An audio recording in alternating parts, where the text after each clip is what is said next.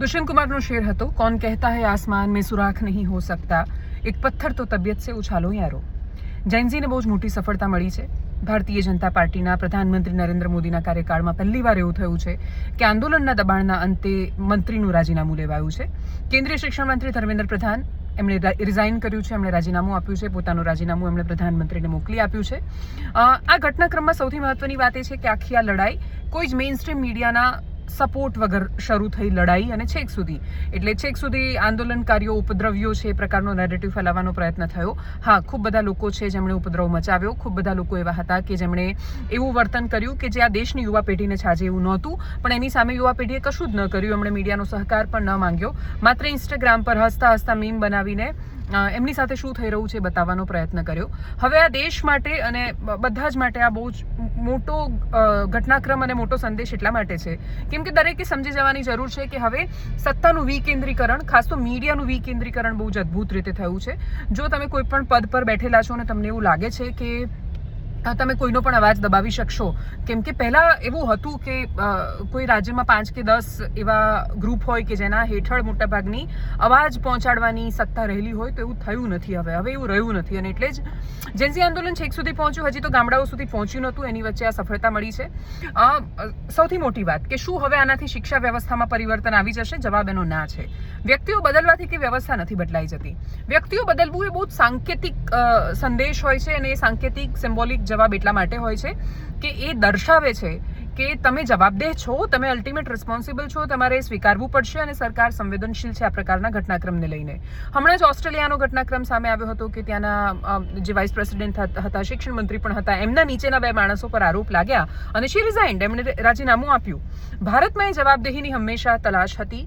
ખૂબ બધા અકસ્માતો પછી, બહુ જ બધી ઘટનાઓ પછી સરકાર તરફથી પણ આ બહુ જ મોટો, એટલે બહુ જ બધા લોકો એવું કહેશે કે સરકાર દબાણમાં આવી, એટલે સરકાર ડેફિનેટલી દબાણમાં આવી, અને દબાણ વગર આ નિર્ણય આવ્યો જ ન હોત, કેમ કે આવ્યો હોત તો બહુ જ પહેલા વાત થઈ જવી જોઈતી હતી। પણ આ આંદોલનની સફળતા સરકાર તરફથી લેવાયેલો આ નિર્ણય પણ છે, અને એટલે સરકારને પણ એપ્રિશિએટ કરવી પડે કે ભલે ગમે તેટલા દબાણ પછી આખરે જેનઝી સાથે વાત કરવામાં આવી। ઇન્સ્ટાગ્રામ ખોલીને કોઈએ જોવાની તસ્દી લીધી કે દેશમાં શું થઈ રહ્યું છે, કેમ કે જો તમે આ પેઢીને સમજશો જ નહીં, એમની સાથે વાત જ નહીં કરો, એ માણસો નથી આ કે જેમને તમે પાકિસ્તાની કે ચાઇનીઝ કહી દેશો તો એ લોકો ડરી જશે અને પોતાનો અવાજ ઉઠાવવાનું બંધ કરી દેશે। ડર નામનો શબ્દ નથી એમની ડિક્શનરીમાં, છે પણ બહુ અલગ ઘટનાક્રમોમાં અને અલગ સ્થિતિઓમાં છે, અને એટલા જ માટે કેન્દ્રીય મંત્રી ધર્મેન્દ્ર પ્રધાનનું રાજીનામું એ દેશના સૌથી મોટા સમાચાર છે। એટલા માટે નહીં કે સરકાર ઝૂકી ગઈ, એટલા માટે નહીં કે પ્રધાનમંત્રી નરેન્દ્ર મોદીની સરકારને એમણે ઘૂંટણીએ લાવી દીધી, એટલા માટે કેમ કે જવાબદેહી નક્કી થઈ, નિશ્ચિત થયું, રાજીનામું થયું, અને આ સંદેશ જશે। દરેક વ્યક્તિઓ આ બાબતને લઈને ખૂબ ગંભીર થશે અને એ જોશે કે આ પ્રકારની ઘટનાઓનું કોઈ જ પુનરાવર્તન ન થાય। આ દેશ માટે પણ બહુ જ મહત્વની ઘટના છે। હવે જેનઝીસ પાસે અપેક્ષા એ છે કે જો તમે આ કરી શકો છો તો તમે વ્યવસ્થા પરિવર્તન પણ કરી શકો છો। નૈતિકતાની શરૂઆત આપણે બધાથી કરીએ। પેપર વેચવાવાળા એટલા માટે છે દુનિયામાં કેમ કે પેપર ખરીદવાવાળા લોકો છે। તમારી પાસે કોઈ પેપર વેચવા માટે આવે છે તો તમે એને એક્સપોઝ કરવાથી શરૂઆત કરો। પેપર ફોડનાર એક શિક્ષક હતો તો આખી ઘટનાને બહાર લાવનાર પણ શિક્ષક હતો। એ શિક્ષકોના હાથમાં પણ છે આ બધી વાતો। એ શિક્ષકો પણ ખૂબ લડ્યા, એ શિક્ષકો મીડિયા સામે પણ બહુ જ લડ્યા, અને એવા શિક્ષકો, કદાચ એવા લોકો જેમણે એક્સપોઝ કર્યું અને જે લોકો કરોડ ટટ્ટાર રાખીને સરકારની સામે છે એ ખબર હોવા છતાં ઊભા રહ્યા અને બોલ્યા, એ દરેક કલાકારો કે જે બોલ્યા, એ દરેક વ્યક્તિઓ કે જેમની પાસે ગુમાવવા માટે બહુ જ બધું હતું અને છતાંય બોલ્યા, એ લોકોનું સમર્થન પણ આંદોલનને ખૂબ મળ્યું। અને એટલા માટે એ એક બહુ સામાન્ય માણસ કે જેણે ઝોમેટોથી એક પિઝા મોકલ્યો હશે 100 રૂપિયાનો, એનું પણ આ આંદોલનની સફળતા પાછળ યોગદાન છે। દેશમાં જવાબદેહી નક્કી કરવાની શરૂ થયેલી પરંપરા માટે એનું યોગદાન છે। અને ચાણક્યએ એવા શિક્ષકો માટે જ કહ્યું હતું કે પ્રલય ઓર નિર્માણ શિક્ષક કી ગોદ મેં પલતે હૈ, એટલે એ શિક્ષકોએ આ કરીને બતાવ્યું છે, બાળકોએ આ કરીને બતાવ્યું છે। સામૂહિક લડતનું આ પરિણામ છે।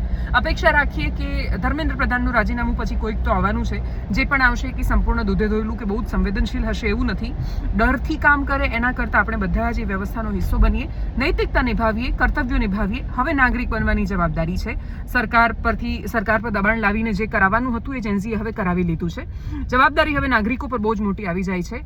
પેપર ત્યાં સુધી ફૂટતા રહેશે જ્યાં સુધી માણસોના ચરિત્ર ફૂટેલા હશે, જ્યાં સુધી માણસોની નૈતિકતા મરેલી હશે। એ નૈતિકતાને જગાડીએ, જીવાડીએ, દેશમાં અદ્ભુત નાગરિક બની એવી અપેક્ષા।